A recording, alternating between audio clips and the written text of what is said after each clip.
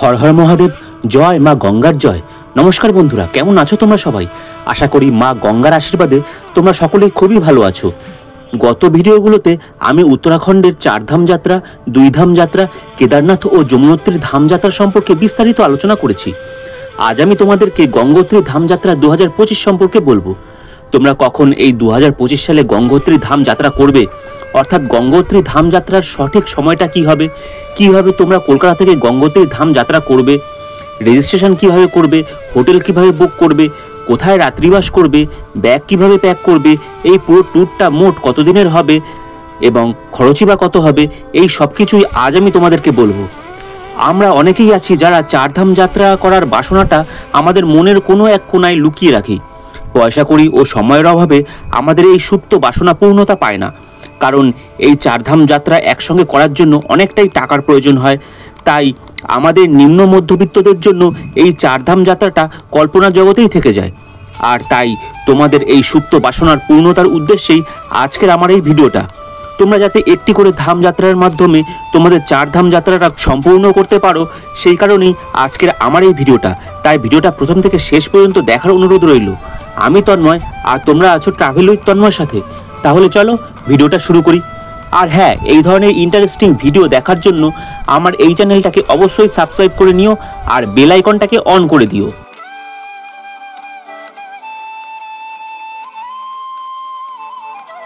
বন্ধুরা, এই গঙ্গোত্রী ধাম যাত্রার জন্য সবার প্রথমে তোমাদেরকে যে কাজটা করতে হবে সেটা হলো যাত্রার রেজিস্ট্রেশন। এই রেজিস্ট্রেশন অফলাইন ও অনলাইন এই দুইভাবেই হয়ে থাকে। এক্ষেত্রে অফলাইন রেজিস্ট্রেশন হরিদ্বার, ঋষিকেশ ও দেরাদুন থেকে করা হয়ে থাকে। কিন্তু আমি তোমাদেরকে অফলাইন রেজিস্ট্রেশনের সাজেশনটা দেবো না, কারণ এক্ষেত্রে প্রচুর ভিড় হয়। আর এই ভিড়ের কারণে অনেক সময় যাত্রা বন্ধ করে দেওয়া হয় অথবা যাত্রা পিছিয়ে দেওয়া হয়। তাই তোমরা যদি আগে থেকে অনলাইন রেজিস্ট্রেশনটা করে যাও, তাহলে যাত্রা কোনো কারণে বন্ধ হলে অথবা যাত্রা পেছানো হলে অনলাইন রেজিস্ট্রেশনধারীদেরকে এক্ষেত্রে আটকানো হয় না। তাই আমি তোমাদেরকে অনলাইন রেজিস্ট্রেশনেরই সাজেশন দেব। এই অনলাইন রেজিস্ট্রেশন আবার 3 ভাবে হয়ে থাকে। তোমরা প্রথমে 4 ধাম যাত্রা রেজিস্ট্রেশনের অফিসিয়াল ওয়েবসাইট registration&touristcare.uk.gov.in এসে নিজেদের মোবাইল নম্বর ও পাসওয়ার্ড দিয়ে লগ ইন করে পোর্টালে ঢুকবে। তারপর নির্দিষ্ট ফর্ম ফিল আপের মাধ্যমে নিজেদের রেজিস্ট্রেশনটা কনফার্ম করে সেটা ডাউনলোড করে প্রিন্ট আউট নিয়ে রাখবে। আর এই পুরো প্রসেসটা কমপ্লিট করতে তোমাদের শুধুমাত্র নিজেদের একটা পাসপোর্ট সাইজ ছবি আর একটা ফটো আইডি প্রুফ লাগবে। তোমরা ডিরেক্ট ছবি তুলেও আপলোড করতে পারবে। আমি 4 ধাম যাত্রা রেজিস্ট্রেশনের অফিসিয়াল ওয়েবসাইটের লিঙ্ক ডেসক্রিপশনে দিয়ে দিয়েছি, তোমরা দেখে নিও। তোমরা মোবাইল অ্যাপ ডাউনলোড করেও এই রেজিস্ট্রেশনটা করতে পারবে। এক্ষেত্রে ট্যুরিস্ট কেয়ার উত্তরাখণ্ড এই অ্যাপটা ডাউনলোড করেও তোমরা 4 ধাম যাত্রা রেজিস্ট্রেশনটা করতে পারবে। আর তোমরা হোয়াটসঅ্যাপের মাধ্যমেও এই রেজিস্ট্রেশনটা করতে পারবে। 8394833833 এই নম্বরে তোমরা হোয়াটসঅ্যাপ করে তোমাদের রেজিস্ট্রেশনটা করতে পারবে। এখানে যাত্রা টাইপ করলেই পরপর সমস্ত অপশনগুলো চলে আসবে। বন্ধুরা, এই গঙ্গোত্রী ধাম যাত্রা তোমরা হরিদ্বার, ঋষিকেশ ও দেরাদুন এই 3টে জায়গা থেকেই করতে পারবে।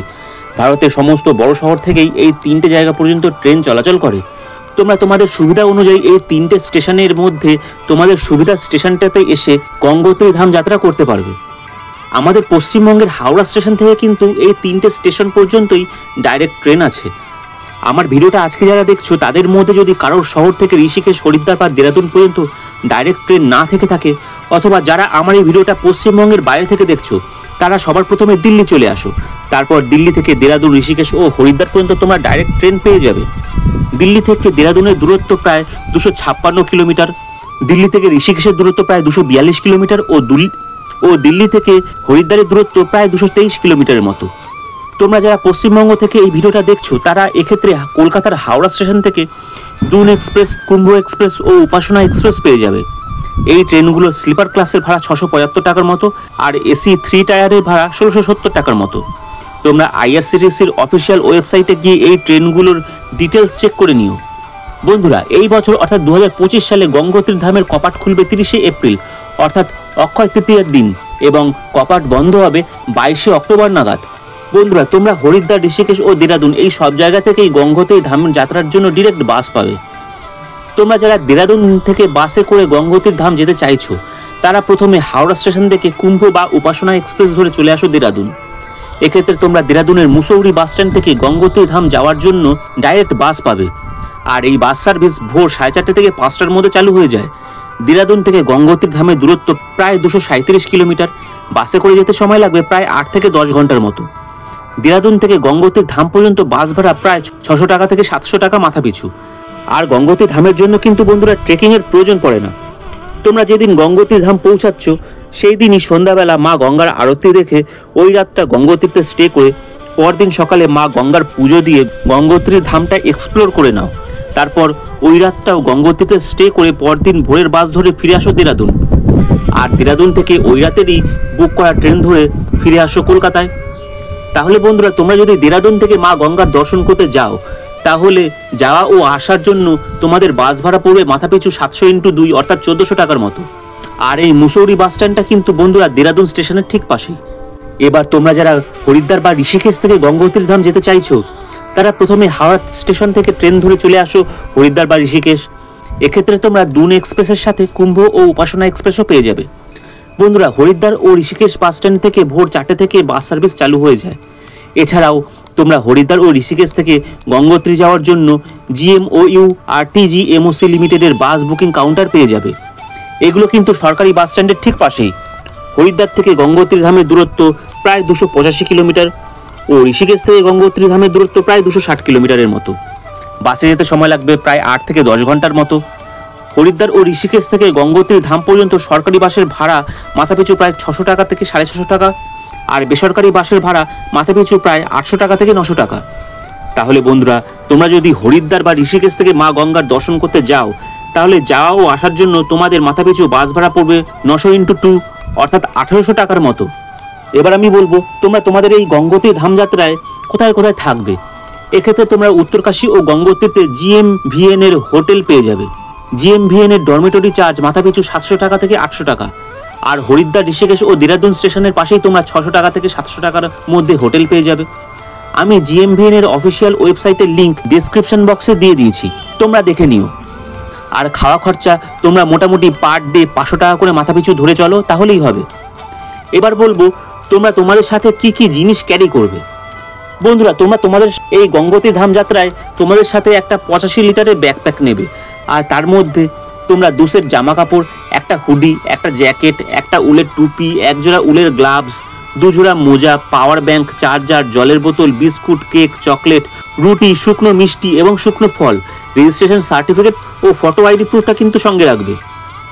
এখন আমি বলবো তোমরা যদি দেরাদুন হয়ে গঙ্গোত্রী ধাম যেতে চাও তাহলে তোমাদের মোট কতদিন সময় লাগবে। তো এক্ষেত্রে বন্ধুরা প্রথম দিন হাওড়া থেকে কুম্ভ বা উপাসনা এক্সপ্রেসে উঠে দ্বিতীয় দিন সন্ধ্যাবেলা দেরাদুন পৌঁছে স্টে। তৃতীয় দিন ভোরে গঙ্গোত্রী যাওয়ার উদ্দেশ্যে বাসে উঠে গঙ্গোত্রী পৌঁছে তৃতীয় রাত গঙ্গোত্রীতে স্টে। চতুর্থ দিন মা গঙ্গার দর্শন সেরে গঙ্গোত্রী এক্সপ্লোর করে চতুর্থ রাতটাও গঙ্গোত্রীতে স্টে।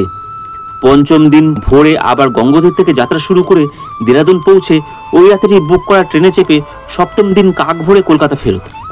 আর এক্ষেত্রে ট্রেনের স্লিপার ক্লাসে ভাড়া, বাস ভাড়া, হোটেল ও GMVN এর ডরমেটরিতে থাকা এবং 5 দিনের খাওয়া খরচ বাবদ মাথাপিছু মোট প্রায় 675x2 plus 700x2 plus 700 plus 800x2 plus 500x5 অর্থাৎ 7550 টাকা খরচ পড়ে যাবে এই 2025 সালে।